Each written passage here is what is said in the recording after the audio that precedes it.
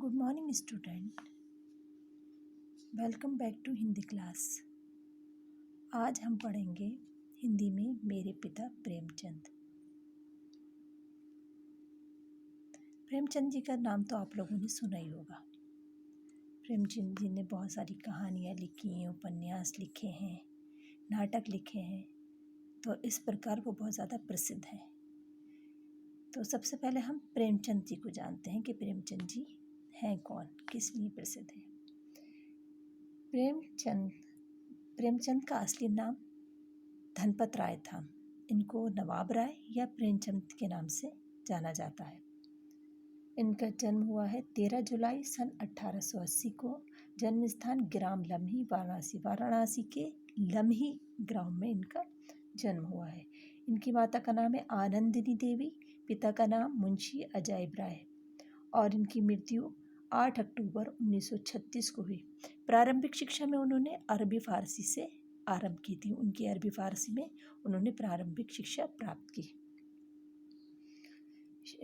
Matric करके वो एक शिक्षक नियुक्त हो गए।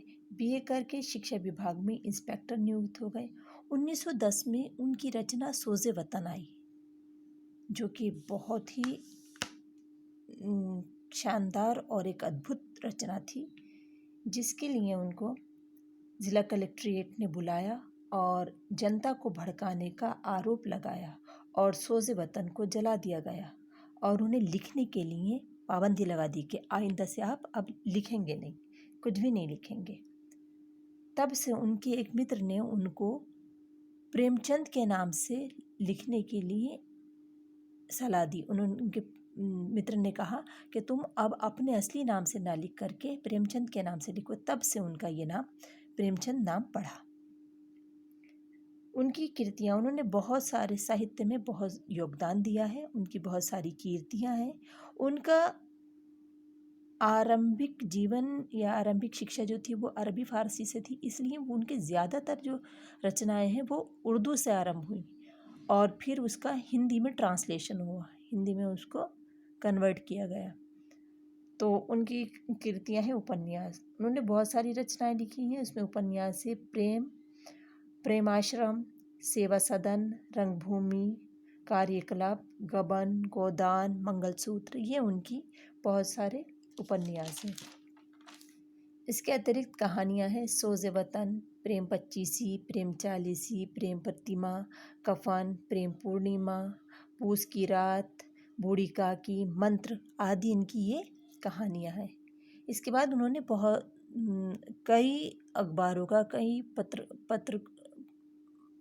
पत्रिकाओं का संपादन किया है। तो उसमें है हंस है, माधुरी, जागरण, इन पत्रिकाओं का उन्होंने संपादन किया। इसके अतिरिक्त उन्होंने बाल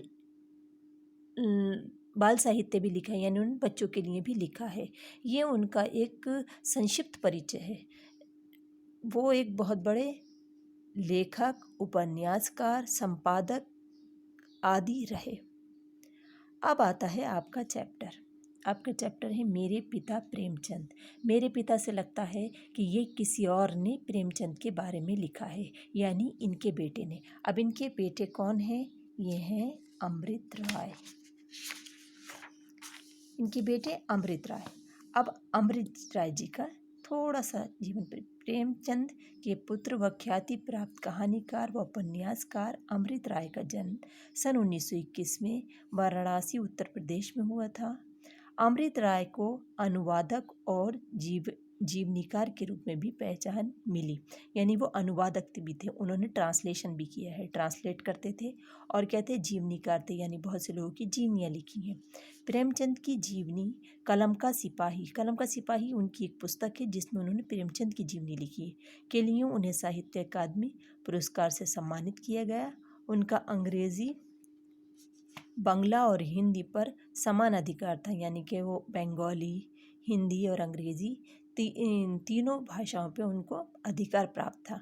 उनकी प्रमुख कृतियाँ हैं सुबह का रंग, लाल धरती, अग्नि शिखा, नागफनी का देश, गीली मिट्टी, कटघरे, सहचिंतन, भटियाली, सारंग आदि। उन्होंने हंस और नई कहानी हिंदी पत्रिकाओं का संपादन भी कुशलतापूर्वक किया, यानी उन्होंने संपादन का कार्य भी किया है। पिता ने तो किया ही था, बेटे ने भी संपादन किया है।